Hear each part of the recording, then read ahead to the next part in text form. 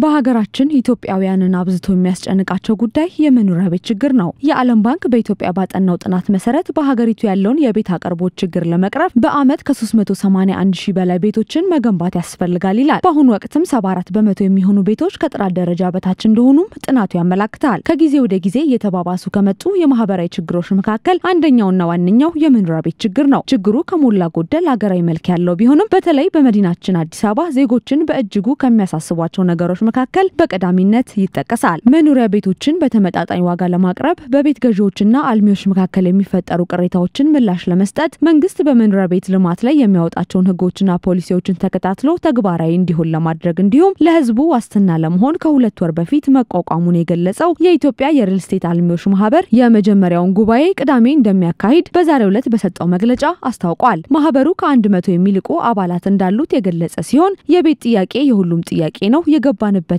የተጣለብንን ኃላፊነት መወጣት፣ የገዢዎችን ጥያቄ መመለስ የማህበሩ መመስረት ዋነኛ ዓላማ ነው ብለዋል። ሪል ስቴት ላይ ያለው የህዝባችንን እናንተም እንደምታውቁት ብዙ ቅሬታ አለ።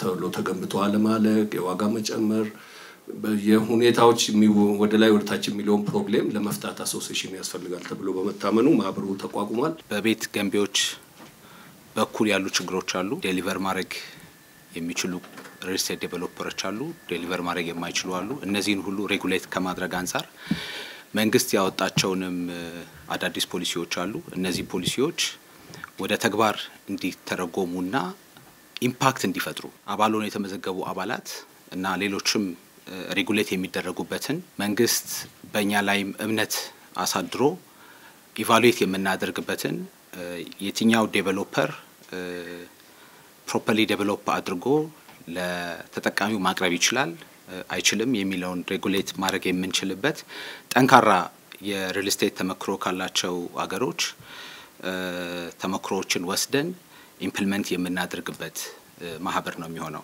የመኖሪያ ቤት ችግርን ለመፍታት በመንግስትና በግሉ ዘርፍ በርካታ ስራዎች እየተሰሩ ቢሆንም አሁንም የመኖሪያ ቤት አቅርቦትና ፍላጎት ግን ሊጣጣም አልቻለም። እስካሁን ድረስ በርካታ ችግሮች የሚስተዋሉበትና ወጥ እንዲሁም ቋሚ አሰራር የሌለው የኢትዮጵያ የሪል ስቴት ዘርፍ ጥናትና ምርምር ተካሂዶበታል ወይ ሲል ኤንቢሲ ኢትዮጵያ ጠይቋል። አሶሲዬሽኑን ለማቋቋም ኦልሞስት 2 ዓመታት ፍላጎት እንደነበረ ተነስቷልና በዚህ ጊዜያቶች ውስጥ ምንም አይነት ጥናት አልተካሄደም ወይ? በቁጥር የተደገፈ በአሃዝ የተደገፈ መረጃ ካለ ሴክተሩ ላይ ያለውን እሱ መገለጽ ቢችል ደስ ይለኛል። ካሁን ድረስ አዲስ አበባ በየአመቱ ልትገነባ ስለሚገባው የቤት መጠን፣ በአይነት የሚገነባበት ቦታ፣ የሚገነባው አካል፣ የሚገነባበት የግንባታ ግብዓት ምን አይነት ይሁን የሚለው ላይ ለአካዳሚ ከተሰራ ጥናት ውጪ ራሱን የቻለ የዘርፉን ያሰራር ስርዓትና ችግሮች ቁልጭ አድርጎ የሚያሳይ ጥናትና ምርምር አለመካሄዱ ተመላክቷል። የተለያዩ ጥናቶች ተደርገዋል።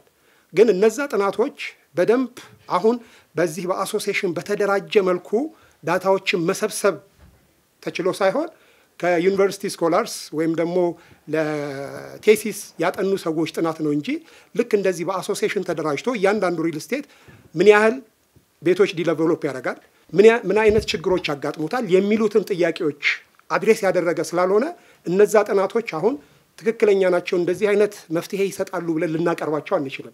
በአሁኑ ወቅት 2000 የሚጠጉ የተመዘገቡና ከ650 በላይ የተንቀሳቀሱ ያሉ የሪል ስቴት ካምፓኒዎች ሀገራችን ላይ ቢኖሩም ምን ያህሎቹ ዝቅተኛውን የህብረተሰብ ክፍል ያማከለ መኖሪያ ቤት ያቀርባሉ የሚለው ሊሰመርበት እንደሚገባ የዘርፉ ምሁራን ይናገራሉ። በሀገራችን የሚገኙ አልሚዎች ተመጣጣኝና አነስተኛ ዋጋ ያለው ቤት ለምን መገንባት አቃታቸው በመድረኩ የተነሳ ሌላኛው ጥያቄ ነበር። ማህበሩ በተናጠልም ሆነ በግል የሚሰራቸው ስራዎች እንዳሉ አንስቶ እያንዳንዱ አልሚ ቤት ሲገነባ ከገበያ ስልትና ከፖሊሲ አንፃር መሆኑን ያነሳል። በሀገራችን የሚገኙ አልሚዎች ክሬቲቭ በሆነ መንገድ ለምሳሌ ዓለማችን ላይ የምናቃቸው ትልልቅ ዲቨሎፐሮች አሉ።